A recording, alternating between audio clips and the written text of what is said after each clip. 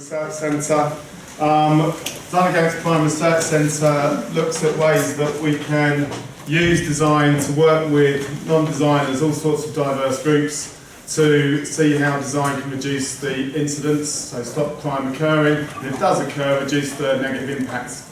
I'll talk a bit about socially responsive design, because the type of design that we do in Design Against Crime Research Centre we call socially responsive design, and I'll talk a bit about that and explain to you why it's not the same as socially responsible design, which you might be familiar with, that terminology linked to Victor Papanek and people like that. Design for the real world, is that familiar to you guys? Then we're going to talk to you a bit about some of this workshop around empathy really is about taking a really small fragment of what we do to give you an insight into some of the methods and tools that we use to be able to work constructively with non-designers in the context of addressing social challenges. But really, to get anything of any detail out of it, we can only take a very, very small bit of that. So we're going to talk about design for empathy in the context of a conflicted scenario, which is that around graffiti. Some think it's art, some think it's vandalism. That gives you a little snapshot of one tiny corner of how we work. But to start with, I'll just try and contextualise how that sits in the broader framework before handing over to Lorraine. Just say one thing before we start. So it's really obvious, it will be really obvious to most of you, but obviously that the world doesn't need those products because of sustainable issues. So this approach that we take, we're not against creating objects, but we are interested in creating new systems, services and experiences that make a difference, and that's what this connects with. So that's an outline of the stuff I'm going to talk about. So a recap on social responsive design, how it connects to design for social innovation and sustainability, then a review of social challenges as wicked design problems or design scenarios, which you're probably familiar with, but we'll show you how we relate to those. Then a conversation around different approaches to those wicked design scenarios. Nudge, you might be familiar with, nudge design is one approach you could argue, and then there's this sort of transformation approach that we take. And then we're going to talk about some of the tools that we developed to enable that transformation approach, one of which is empathy tools, and that's what we're going to get involved with in a bit more depth today. So, first of all, social responsive design. Lorraine and I coined the term social responsive design in relation to the work that DOC does in 2006. We've been talking about it previously in private practice to describe what we do, but in terms of locating it within sort of the broader context of socially responsible design and the design landscape and literature, in 2006 we defined social responsive design as design which takes as its primary driver social issues, its main consideration social impact, and its main objective social change or new ways of doing things, social innovation. So in terms of social innovation, are you familiar with the term social innovation? Is that something that you've been working on previously? Okay, good. So basically around Mulgrew, it's new ideas that work to meet social needs and goals.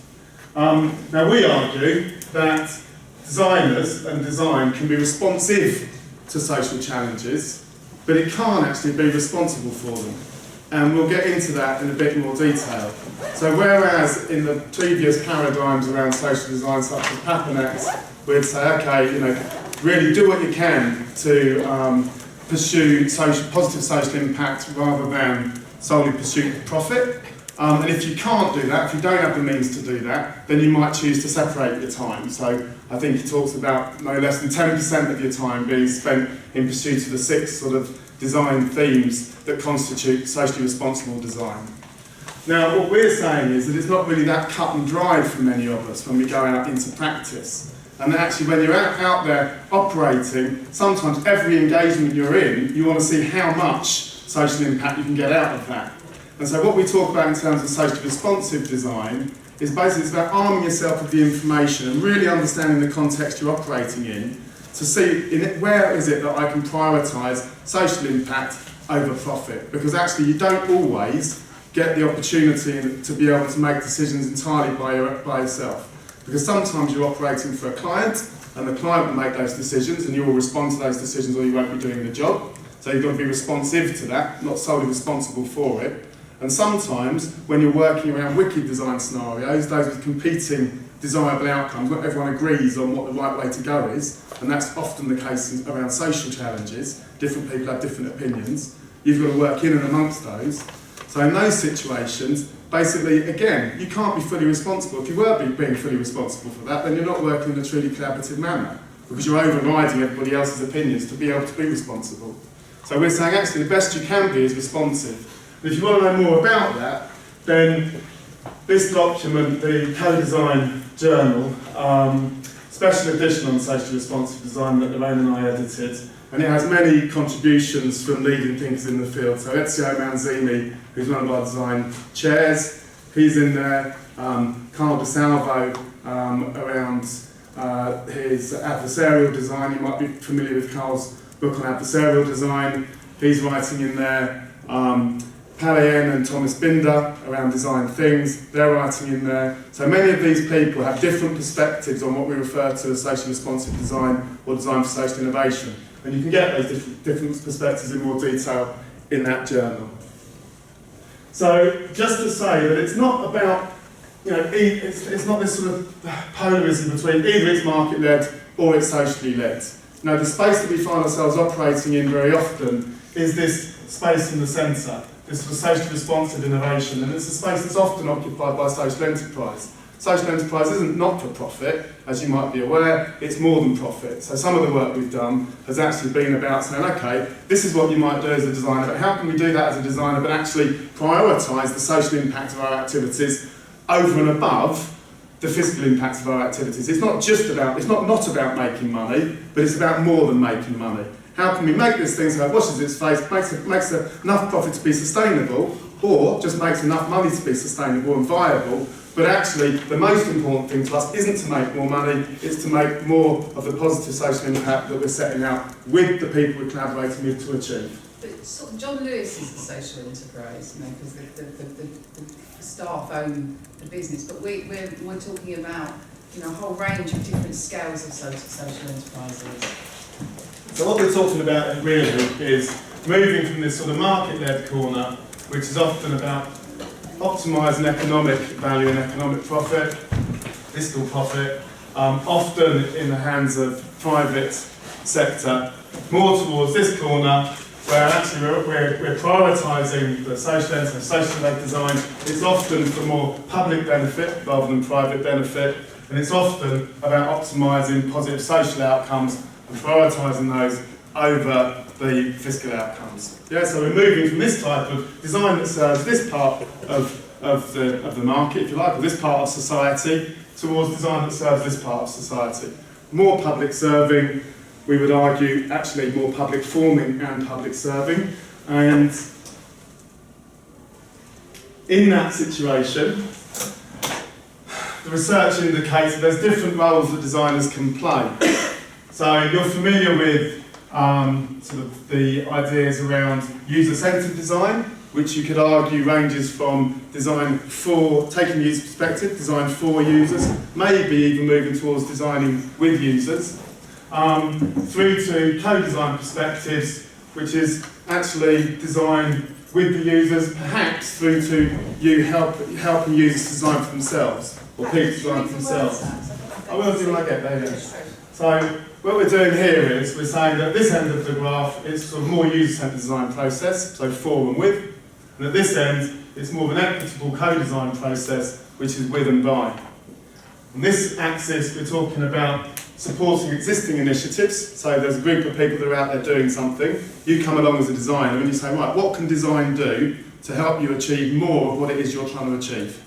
And that might be a local food growing project, it might be a water recycling project, it might be any one of these things. It might be something around services that enable people to live, services that enable people to tackle obesity or any of these different challenges. People are doing something anyway to try and respond to that. You turn up as a designer and say, well, here I am, I've got a set of skills, how can I work with you to try to amplify the positive impact of what you're doing? This one here is more the other side, it's about creating new initiatives. So that's about you as a designer turning up and going, actually, do you know what, I've done the research, I've worked out that there's something that needs doing here that people aren't doing, and I'm going to lead that. So I'm going to bring together a group of people, I'm going to use some of the skills and competencies that I've got as a designer to do that, and then together we're going to tackle this stuff. But you're leading that. It wasn't something that's happening already, it's something you've brought together to respond to. So when we're up here, in this area, when we're creating new activities, but we're creating new activities with people, then we talk about the fact that designers are acting as a collaborator. When we're down here, where we're creating new initiatives and we're creating them sort of for people, we're pushing harder, then we're talking about designer as a trigger. Triggering something new to happen, perhaps assembling or forming a group of people with a common interest, assembling around you to do something about it. When we're down here, there's an existing initiative going on. You as a designer are coming along to work sort of for them. So you're sort of doing it for them so they can do more. There we talk about design as an enabler. You're enabling them to be able to do what they're doing. When you're up here, which is more about them doing it for themselves, but you're coming along to an existing initiative, there we're talking about design as a facilitator. You're facilitating them to do more of what it is they're already doing for themselves. And when you start to go into the literature, and there's some of that discussion is in that journal that we talked about, you'll get some of those terms elaborated more. But just to give you an idea of the different sorts of roles that we can play as designers in this space, and there's different approaches and tools and methods that we use to do so. And it's a journey often from, there's other stuff that we talk about, from sense making to problem solving, which you'll be familiar with. And we talk about the sense making end of things, where it's not, we don't get as far as solving problems. At the sense making end of things, which a lot of this work's about, we talk about that sense making activity being more of the public assembling activity. So it's the things, when you're making sense of something with other people, that's something that brings people together around you and enables you then, perhaps you will then go and do something else together to solve some problems or to do something about the issues you've identified as being of concern. Or perhaps actually you as a designer will step out at that point and these people will go on and do something about it together on their own without using your design skills. And that's a bit about what these empathy tools come in with as well. It's more about sort of making sense, and we talk about not just making sense, but also making sensitive. So when you're working with people to make sense of the situation, this very sort of solution-focused thing, what we're saying in social design terms, when we're working with other people, all those people you're working with to make sense of something are also being made sensitive to each other's perspectives and those different elements. And if you're being made sensitive, then they might be more inclined to go on and do something about it themselves.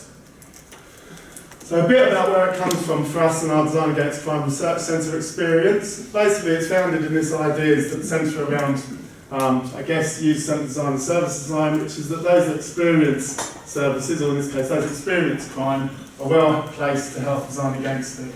So all of the work's about connecting these different, we talk about actors, and these actors we separate into different groups. We talk about stakeholders and duty holders.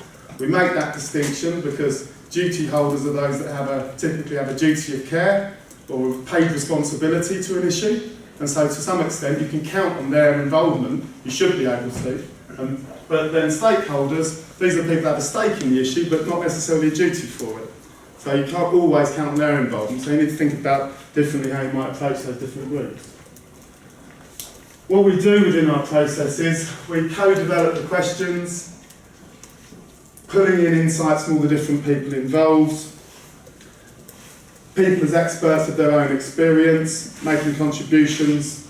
Often the design act is about sort of synthesising that knowledge and sharing it, feeding it back in ways that everybody can understand, everybody can access. So it's about knowledge exchange within the design process, and then moving forward to co-design sort of responses and to test those responses and see if they're working the ways that the different actors were hoping they might. We've applied that approach to non-crime projects too over the last 10 years, getting people to walk and cycle more around behaviour change, teaming up groups of students with groups of residents. This is along that line of existing initiatives. So residents with existing initiatives say, right, we're trying to get this done. Groups of students that have an interest in the initiative that they're trying to push forward. We do these matchmaking activities, bring people together, and then we support those people working together to try and use design to address those issues. Sometimes though it's student-led, so this is more at the other end there, where it's not an existing initiative, it's a design student acting as a trigger. And in those situations we're posting up saying, right, this is my idea, I think it's useful because I want to do this and I'm looking for people to do it within a live context. Which of you guys think you might benefit from the sort of thing I'm talking about? And in that situation, the residents and the local actors respond to your call, and you go forward together to see what you can work together to do about it.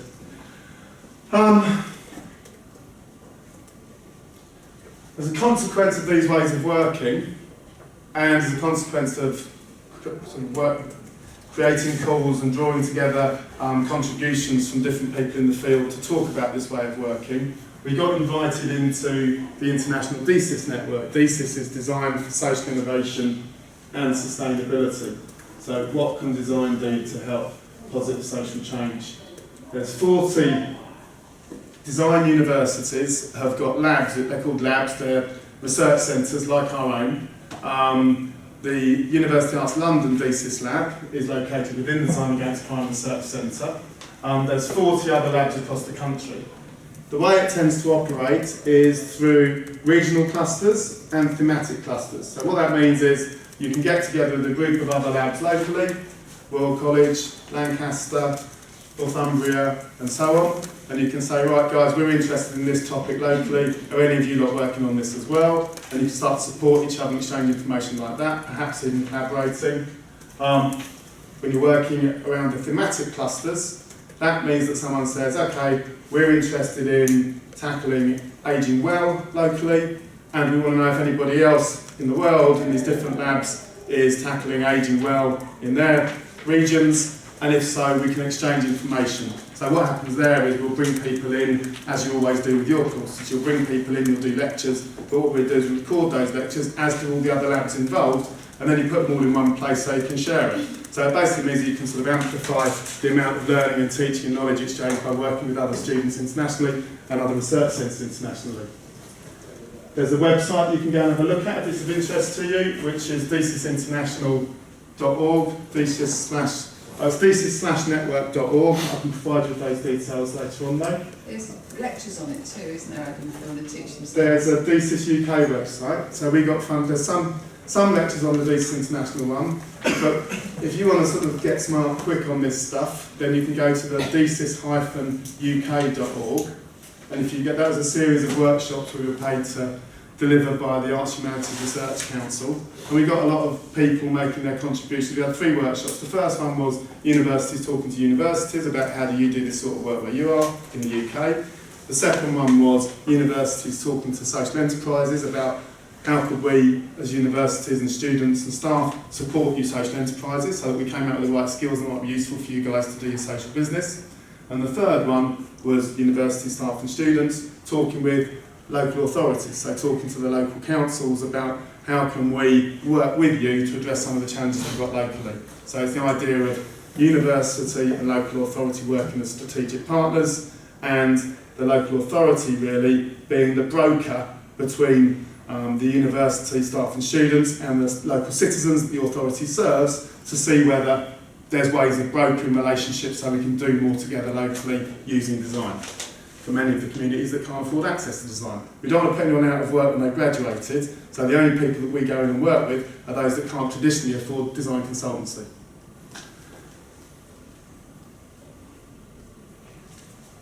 So really the idea is, I'll sit through this, I don't want to take up too much time, but the idea, to summarise it quickly, it's staff and students as social asset, and it's community context as a learning environment.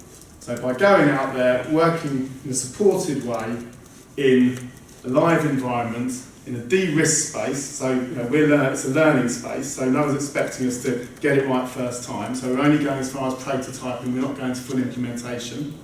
Although the citizens that we're working with and the local authorities we're working with, through the work we do together, get to try out a lot of new ideas. So lots of little experiments, some of which people might be really up for, might demonstrate real potential, and some of those then would be taken on and developed and implemented by the local authority with as much or as little participation as is appropriate from those that have been involved in the early stages of the process.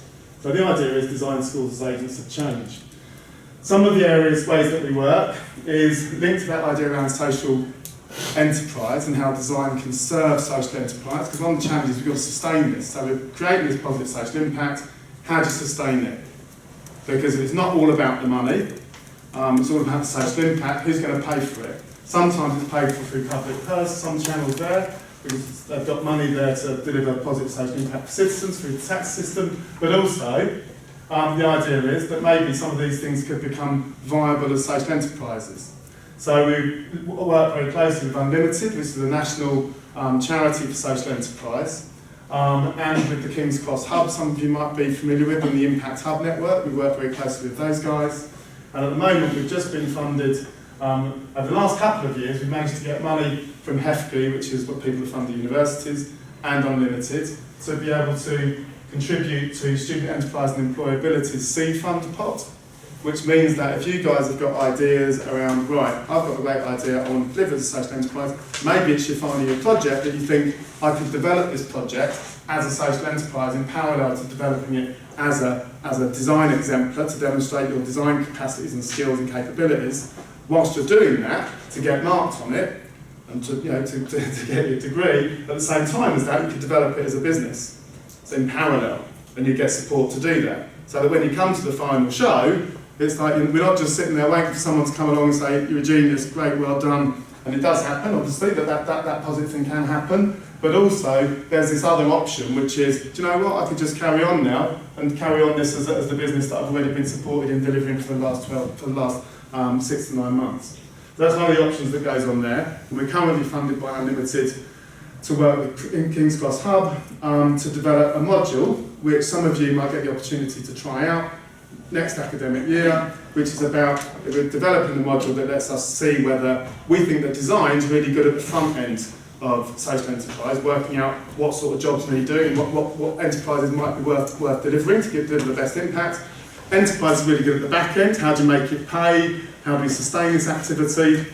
All the work we've done around this space, we've recognised there's some really entrepreneurial people, but their ideas aren't brilliant.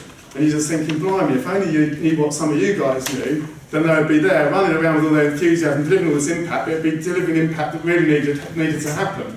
Similarly, one of the criticisms of design for social innovation, Nestor and those guys, is designers, brilliant at coming up with new ideas, brilliant at coming up with new ways of doing things, not so brilliant at implementing these things and sustaining them. So what we're trying to do is see if we can bring together research, which the sort of learning processes and learning journeys around those two things and resources to support them, and try and bring them together in a module that you guys could have a go on and try out and see if it works or not. So that's something that will be happening from September. And this is a piece of work we've just been funded to deliver, which again, linked to this emphasis around publics. One of the things that we've been working on for the last couple of years is what we call the Public Collaboration Lab.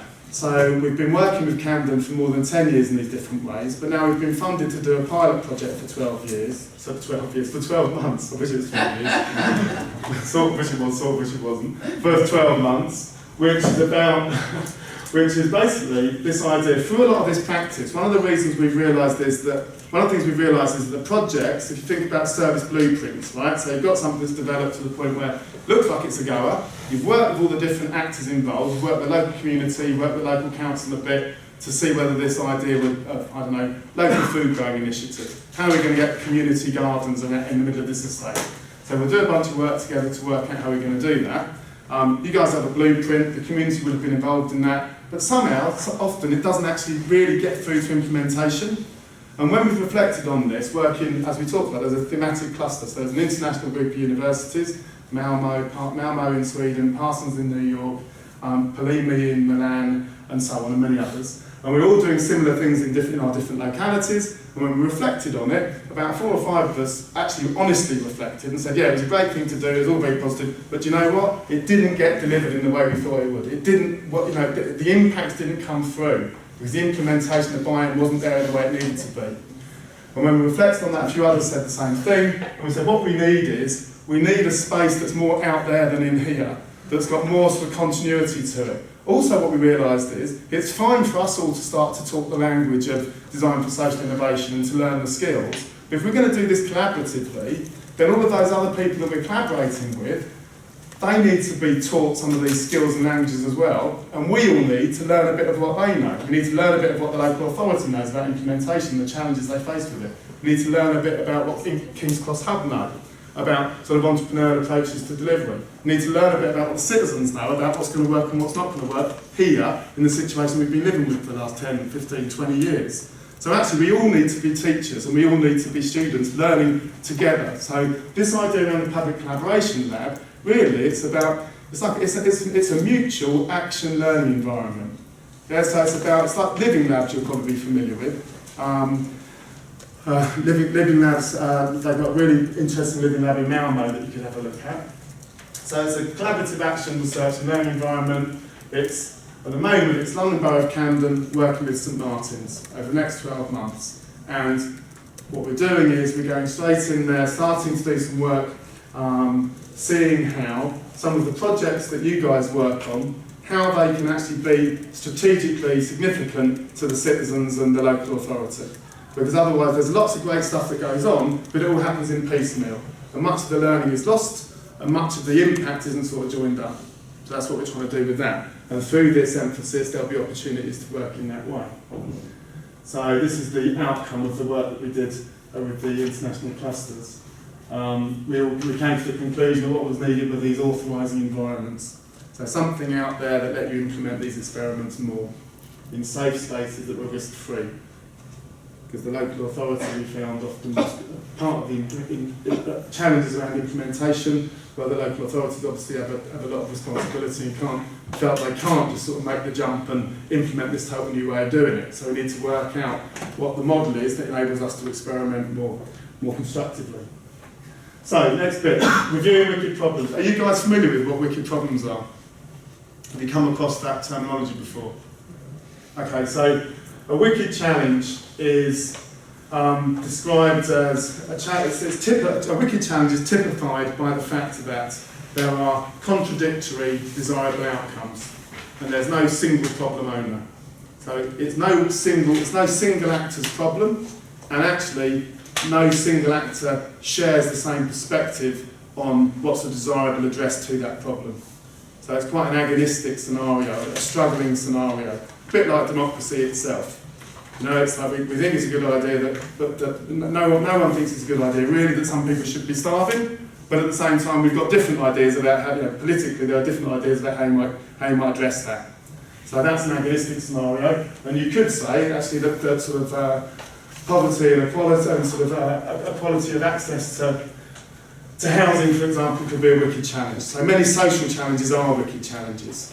That's the nature of it. Like obesity, so a diet wouldn't change food production, it wouldn't change the focus on sugar. I mean, it's like what one solution could do it? None. So a wicked challenge is something you recognise that's not going to be solved by one design solution. Which leads you into these ideas around complexity. So there's these complex and network problems, and the only way to address complexity, I mean, we can go into this more those of you that are interested, if we go down this episode, we can get into more detail on it. But one of the arguments around design for social innovation is, how do you address really, really complicated situations? The answer is you distribute the complexity. No one can sit in the middle and get it all. There isn't any sort of big brain, big picture stuff. That top-down approach doesn't really work in this scenario. You need top-down and bottom-up. So you need to be able to distribute that complexity into those complicated situations and have some way of linking together the learning. Anyway, so the wicked challenges are these challenges that have no one problem owner and contradictory desirable outcomes. So for example, in our world, where we started out, in design against crime, if we think about actor Julie, are you guys familiar with actor network theory? Actor network theory, a guy called Bruno Latour, what he's talking about a bit in this area is that objects and designed entities, designed agents, have agency as well as people. So if you imagine a scenario where someone's about to get their bag nicked, or their purse nicked, then actually it's not just the thief, the owner of the purse, the people standing around looking at them and deciding whether they're going to interject when they see that person get their purse nicked or not. It's also the lighting, it's the ease of access to it, it's the access and egress from the place where the person's standing, how quickly they can get away. All of these things have a different agency and impact upon this situation.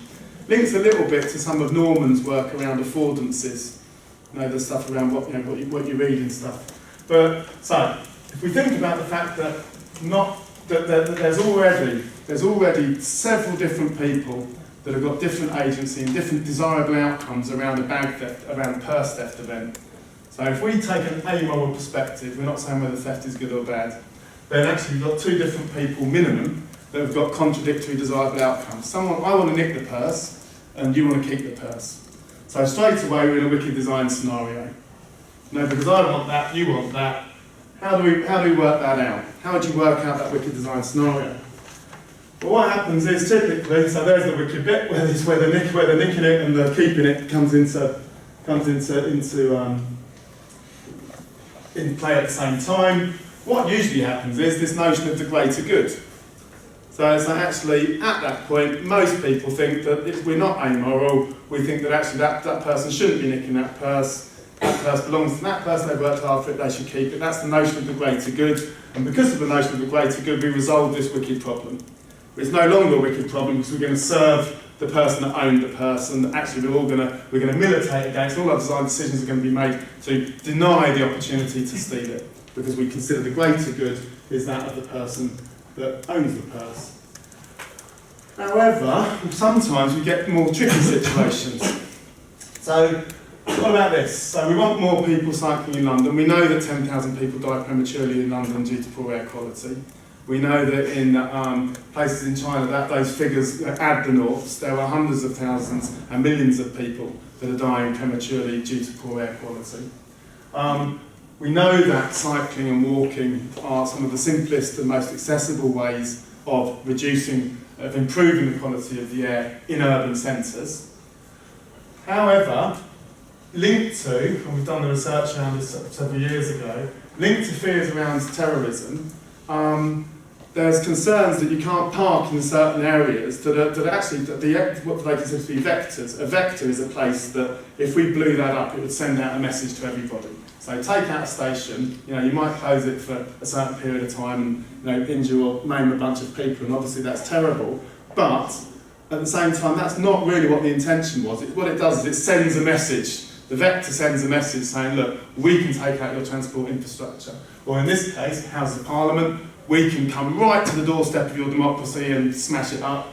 Or in this case, within the centre of the shopping areas, and SW1, it's like, right, we can come straight into the middle of where you do your business and we can sort of blow the whole thing apart. So in many of these places where you want to be, you weren't allowed to be because they thought that someone could put a bomb in a bike. So that was one of the challenges. So the greater good was preventing terrorism, but there's also this contradictory greater good of promoting sustainable transport. So all I'm saying is sometimes it's not straightforward. Sometimes even the idea of the greater good isn't straightforward. So really we can't please all the people all the time. How are you going to unpack that? If you can't please all the people all the time, which people are you going to please? And typically, hegemony kicks in there. So the dominant paradigm, the most powerful paradigm, is the one that starts to be able to define what the greater good is, and the rest of us have to go along with that. However, if we're in these big change moments designed for social innovation, new ways of doing things, maybe the dominant paradigm isn't the right one, so maybe we need to find different ways of being able to listen to others and involve others in the conversation. So maybe this idea around the greater good coming from dominance and hegemony isn't what's going to work for us in design for social innovation, and we need to find other ways of listening to people. So the sort of the top-down response to this, if you like, one response to the greater good, one design response to the greater good, is nudge, yeah? Nudges and shoves. Are any of you familiar with nudge design? A nudge design is the idea that comes from Sunstein and Thaler. The idea is that basically it's not about a nudge. It's not about, if we want people to improve their diet, because it will give them better health outcomes, we might not go in there and ban junk food and say, right, no junk food, we're banning that. What you might do is make it easier to get hold of healthy foods. So if we were to design the canteen downstairs, instead of where all the chocolate bars are as you go out to pay for your food, that little bit where you're that's all been designed, as we know. Going to Marks and Spencer down the road there, it's all been designed in a certain way so that when we've got the extended dwell times at the tills, there's a bunch of little temptations aligned around us. Now those sorts of temptations, those design approaches, those research-informed design approaches that have been used to sell us stuff thus far, those are also now being used to make us make decisions that are going to be more socially beneficial. So not just going to be more fiscally beneficial. So you could argue this was part of that shift we talked about at the beginning, going from the let's do something that makes us more money to let's do something that actually creates more positive social impact. So nudge is one way of doing that. So a nudge is about what can we do, instead of trying to sell you more junk food, or instead of banning junk food, we're going to use all the tricks of design to get you to take the healthy option. You'll pick up the orange rather than pick up the bar of chocolate. That's what it comes. That's the sort of thing we're talking about with nudge. It can also be to do with default settings. So at the in the past, let's say it never happens, but if anybody was wiped out when they're pretty healthy and young, then in the past, if you were carrying an organ donor card, then your organs could be used to save the life of somebody after your death. That's been changed now, because lots of people, because it was felt that, actually, do you know what? A lot of people, they don't not carry the organ donor card because they don't want to help people after their death. They don't carry the organ donor card because they just never got round to it. So actually the greater good suggests that all the people that die, let's assume that all the people that die should be up for having their organs harvested to help somebody after their death, unless they opt out against that. If they really care about it, then let them be the ones to carry a card saying, don't take my organs, rather than the previous situation, which was actually only take the organs if I'm carrying the card, say, do take my organs. And that's something that's come to pass as law, and that's the situation that describes these mandated choices in the default settings. So that's another way of doing nudge. The greater good, the hegemony, the dominant paradigm changes, can shift over time, and we do things differently. Can I just ask a question? They were going to do it with the driving licence, but it hasn't gone through yet, have it? Not on the driving licence. No, but that was the plan. And then we've got the where are we? Yeah, and the argument, some of the arguments around this is that nudge is a placebo. It could be viewed as a placebo. Nudge isn't very democratic. You know, it's about a group of people who make a decision that they know what's best for us all. They might be right, they might be wrong, but they're not asking us. We're not voting on it, and the system we've currently got is that we do have some choices and we vote on stuff. So the idea that the clever people that have been using this stuff to sell us more stuff, which granted we didn't vote on that either, but just because that sort of manipulation has been used to make more money, doesn't necessarily mean that manipulation, you could argue, doesn't necessarily mean that manipulation should be used to create more positive social impact. Because as we know, the social is wicked. What's positive for one might not be considered positive by another. So actually, the reason that's an agonistic space, and in that agonistic space, we need something like democracy to help us sort it out. Problem is, nudge design isn't democratic. And also, it can start to sort of creep. So a nudge can become a shove. You know, once we start acting in the name of the greater good, how long till we've got surveillance cameras everywhere? Is it okay to have a drone there? You know, who are we defending against whom? You know, what's the dominant hegemony? Surveillance is a really good example of how you can get mission creep. How once we've got this idea that, we can start nudging people to do stuff, we don't need to go and have this big conversation. We all know that it's much better to have eyes on you all the time to look after you. I mean, there's other arguments around that, which is the idea around if you've got a big brother in the playground to look after you, you might forget how to look after yourself, or you might forget how to look after each other. So it's not a foregone conclusion that we all need to be looked after by somebody else. We might want to look after each other and ourselves. So there's different arguments that could be had around that. So it's this idea that it's coercive and it doesn't give you the agency to be able to make decisions for yourself and be involved in those. It's paternalistic, so it's top-down and undemocratic. And it ignores this idea around the national popular will.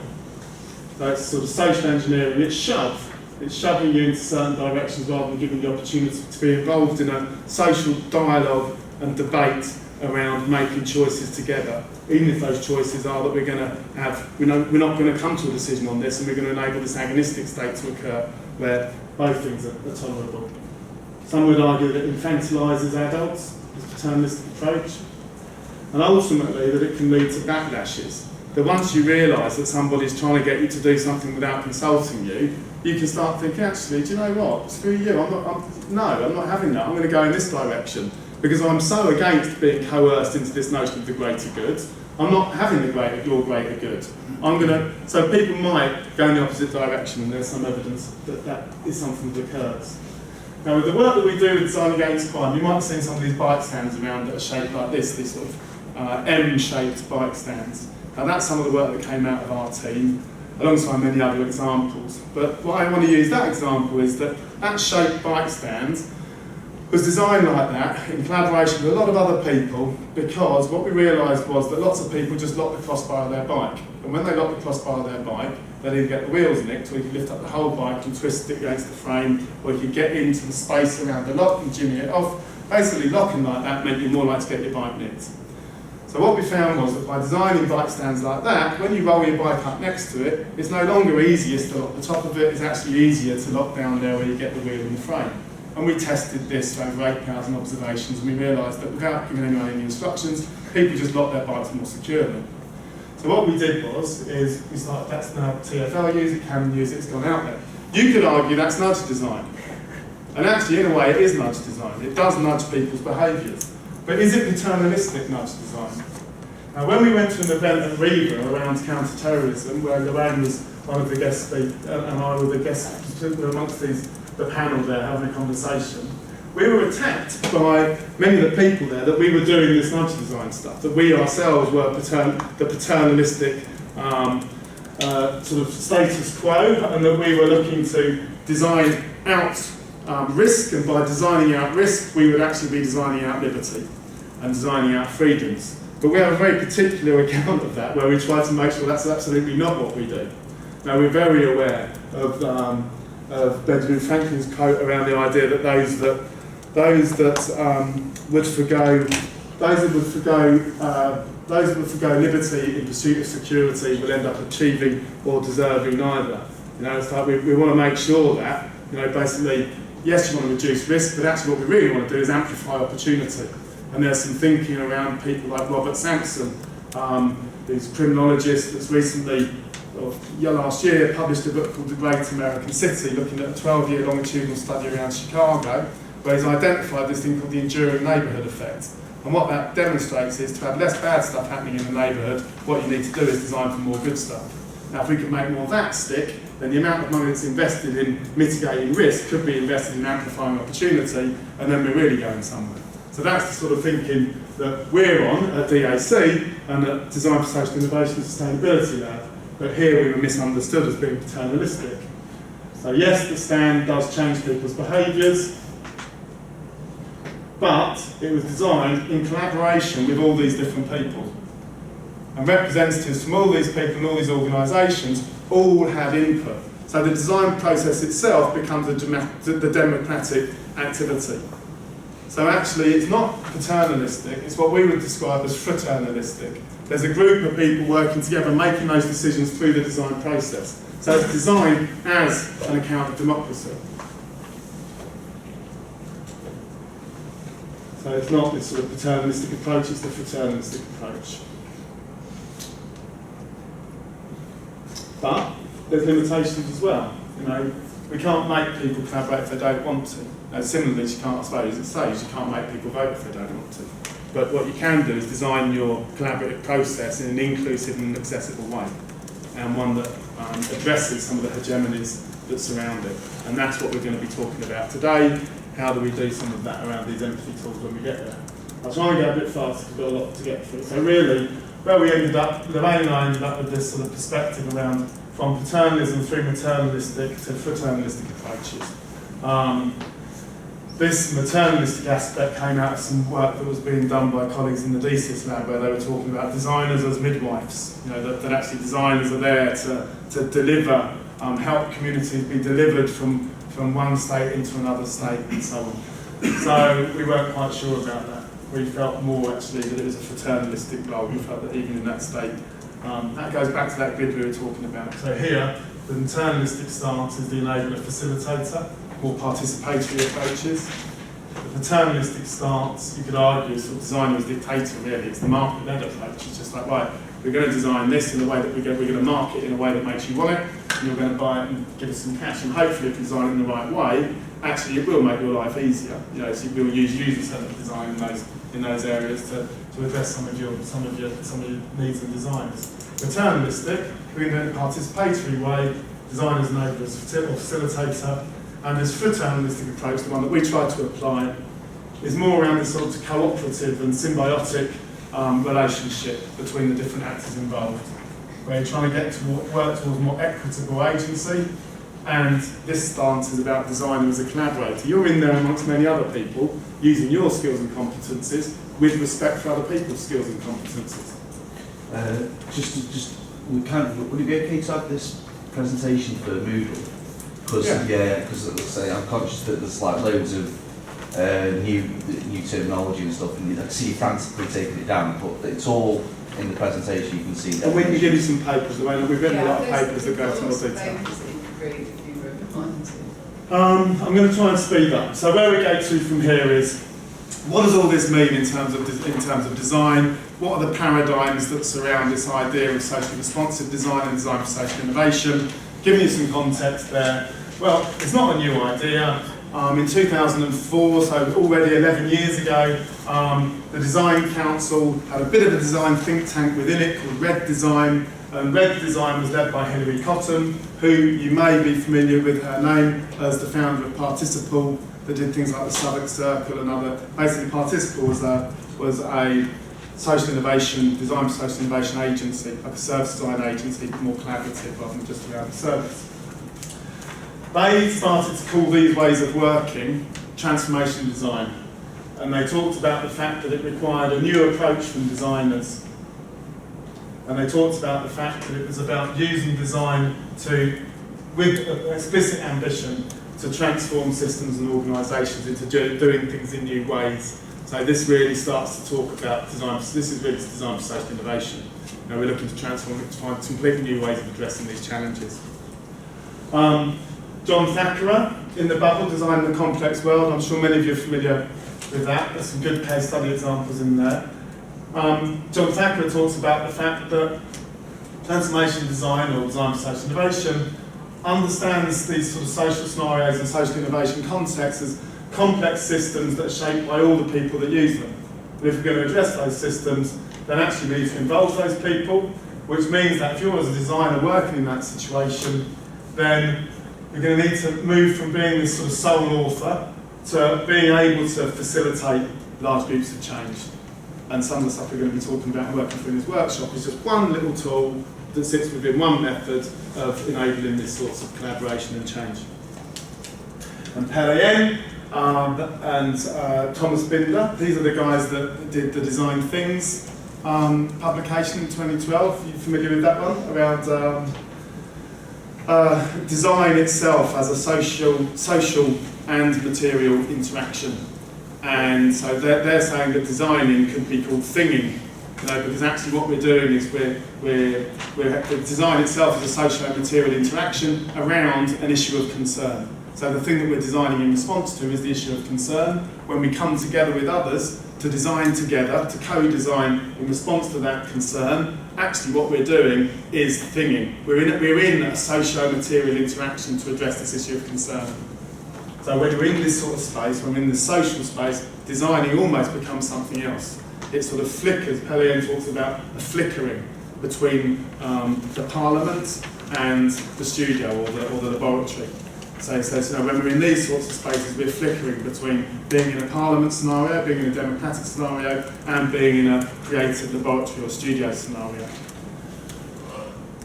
And in this space, he talks about some of the different approaches that we might take and some of the roles that we might play, and the mindsets that are required of the people involved. This idea that we need to be dynamic, open and expanding, then fixing and constraining. It's a bit like divergent and convergent, but it's a mindset that we need to have amongst the people that are going to collaborate in these ways.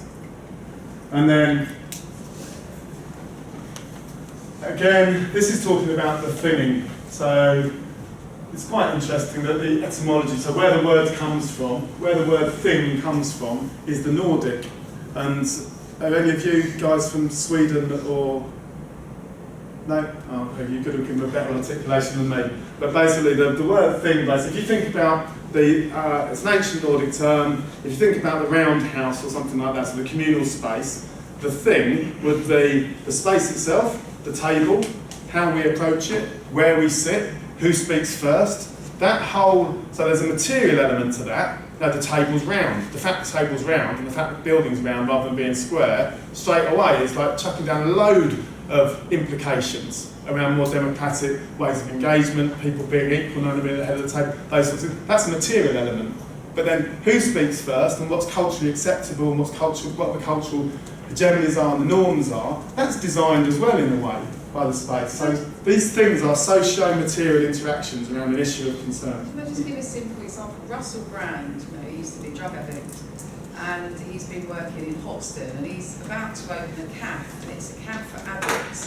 So the design project will be to design the menu, to design make it, but it flickers between being an interior design and an assembly of people with a vested interest. And so thinging is not just about designing a social innovation, it's designing a democratic way or a new way for people to interact, and that's really all it is. And all of you can think of examples like organic food, all sorts of things that do that.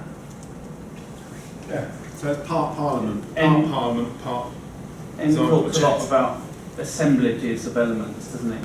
I think for me that's a helpful term to think of thing, assemblage of designed elements coming together, not just thing as we understand it in English, a single object or a single article.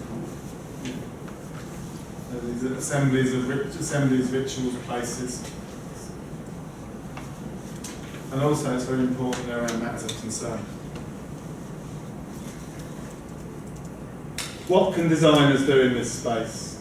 Well, actually this was Manzini writing in that journal. If you read that co-design journal, you'll get a lot of this, because the papers in it actually are coming from the people that have come up with those ideas. No. So in terms of the Get Smart Quick one, In in terms of the Get Smart Quick one, there's different papers in there from the people that have come up with these ideas that give you a quick insight into it. If you're really interested in those ideas, then most of those people have written books now that extend those ideas from those papers. So here, what this is saying, and this is what we're going to be doing today. So part of what we're doing today is we're going to be designing some things. We're going to be designing some socio-material interactions that generate more empathy around an issue of concern. The issue of concern is graffiti. So that's one of the things we're going to be doing today. What that's about is, if you think of design as these games, these design games, participative, entangled, meaning-making design games, as Pelliani calls them, then Manzini says, well, if we're going to be playing these games, what can we do as designers? What can we do as designers to contribute to these games? Some of the things we can do is we can design the game, the interaction, and some of the other things we can do perhaps is design some of the objects that are used in the game. And he calls these things design devices. And that's what we will be doing, is designing some interactions, designing some design devices that enable more equitable sort of meaning making and position taking. So, we've been looking at this for a number of years now. We've done some projects that Lorraine's going to be talking more about. Will you cover some of the projects? Yeah. In a moment. Really, one of the things we're saying is that a designer can facilitate social change. Right, so our question always is, what can design do? If we're not going to be the socially responsible designer responsible for all of this, we're just going to turn up and make our contribution alongside some others. What can design do in that space? And one of the things we say it can do is it can design these things. And these things could be understood as transformation tools. If you want transformation to occur, in many of the experience we've had over the last 15 years, one of the things we've noticed is that if you want people to collaborate, then they need to listen to each other a bit, they need to understand each other's perspectives a bit more, and because there's often these wicked challenges where they're going to disagree about stuff, if you're going to disagree, having an understanding of someone else's position in that disagreement is useful if you're going to try and do something together. So there's 3 different ways that we've responded to it in the past, and one of the ways that we're going to be talking about today and you'll be working on today is these empathic things. So there's empathy things, which are about generating more understanding about the other person's position. There's critical things, which basically are more about confronting the hegemony in a situation. So it might not be you're taking the critical thing, you're not taking somebody else's position. What you're actually doing, and Matt can tell you more about that, you're not taking somebody else's position, you're trying to challenge it and make it explicit, make people more aware of, explicitly aware of the hegemonies at play. Is that sort of fairish? Yeah. And then agonistic tools or agonistic things, agonism, or it comes from the Greek agon, which is around the idea of struggle, struggle and contest. And an agonistic thing is something that allows struggle and contest to occur. So it's like, do you know what, you don't agree, that's fine. We're going to design something that makes it all right for you to disagree. A space in which you can disagree and still get some stuff done. And you could argue that democracy was meant to be such a design where we can disagree and still get some stuff done. So that's what we're going to be talking about. We've identified these 3 different approaches in this space where design can play a role, and I'm sure there are more, and maybe we can discover some more together. Are you all familiar with what empathy is when we talk about empathy? Yeah. If you are, then we'll move quickly through this. It's worth talking about the idea that there's this distinction between cognitive and affective empathy. So understanding somebody else's position and sort of feeling somebody's emotional state in that position. So the cognitive empathy is, I think I have an understanding of why you feel that way and what you're feeling there. But then the affective empathy is, actually, I'm feeling what you're feeling there. And when we come to some of these designs, we need to have an understanding to be able to respond to it, but actually what we're trying to design is an experience that somebody else feels it. So if they understand it, good. If they feel it, better. And we call this type of design empathic design. You'll be familiar with sort of the idea of sort of empathy for the user. It's sort of been omnipresent within user-centered design. And there's a 4-stage process. If you Google that, there's a really a nice paper from which this process comes that describes it. That will probably be we can get that on the Moodle as well. This 4-stage process, the idea that in the discovery phase of developing empathy as a designer, you will go into the user's world or the other actor's world, immersion, you'll wander around in it and sort of start to get a feeling for it, some points of reference. Then connection is when you start to check whether what you're feeling is what they're feeling. You know, so you're in that space, I'm having a bunch of feelings, but actually does that mean that I've got the same idea as the people I'm trying to serve, or the people I'm trying to collaborate with? Because I'm not, I better check that out. So that's what you're doing with the connection. And then once you recognise that you've got a bit of a common understanding about somebody else's perspective, then you can leave that space and start to apply it to design work you're doing. An example of the empathy tools that we're talking about, this is an example of an empathy tool. It's the Agony suit, the Age Gain Now empathy suit from I just MIT. want to say, I did ask Matthew to buy this for your course, but he said I should make one instead. But I thought it would be a laugh to get you, there's a lot of different suits to get you to dress up in them, but Matthew was not. He wasn't convinced. Duct tape and pillows. That's the thing. I mean, you might this afternoon get the opportunity to. It might be you make something like this. I mean, what the idea around this is that MIT Age Lab.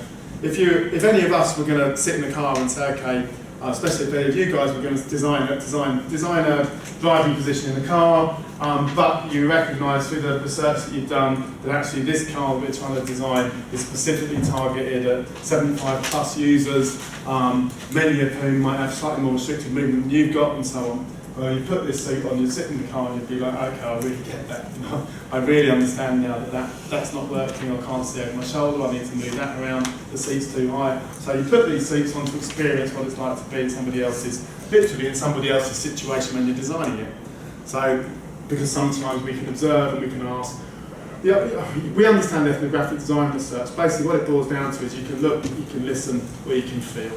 And this stuff's about feeling. They're the ways we can find out. We can look, listen and feel.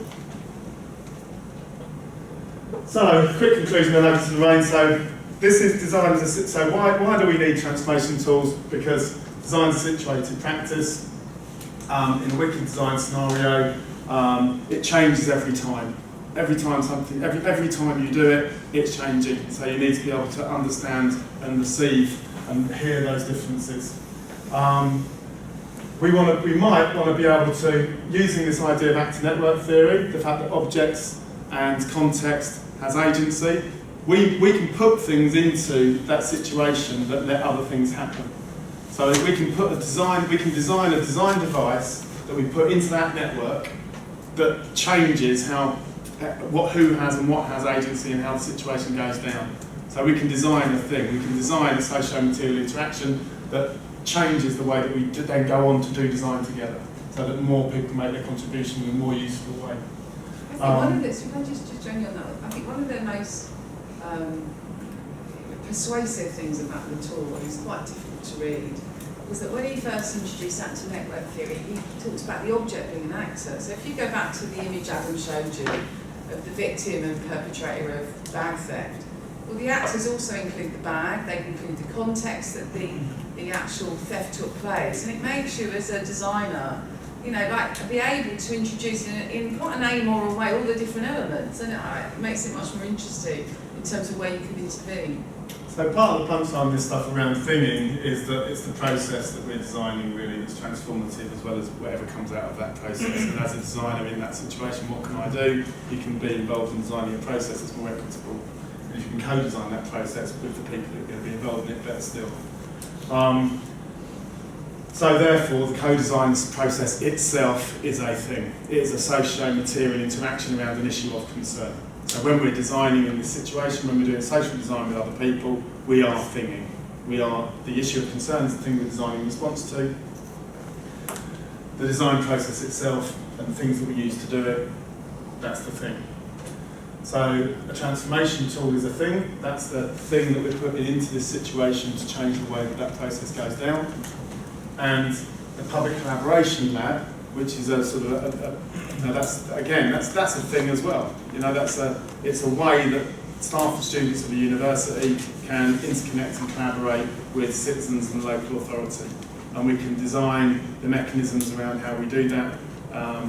That's all of those things are things, and we're going to be doing one of them, which is the empathy things. So that's all I've got to say.